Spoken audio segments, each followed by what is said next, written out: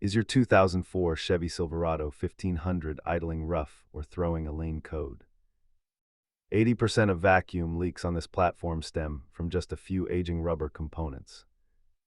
Let us break down the diagnostic process to find that hidden air leak. Start by visually inspecting the intake boot and PCV lines for any obvious cracks or loose connections. The intake manifold gaskets are notorious for failing on these engines, leading to mysterious lane conditions. If a visual check fails, using a smoke machine is the fastest way to pinpoint the exact location. Simple hose replacements can be done in minutes, but manifold gaskets require significant teardown.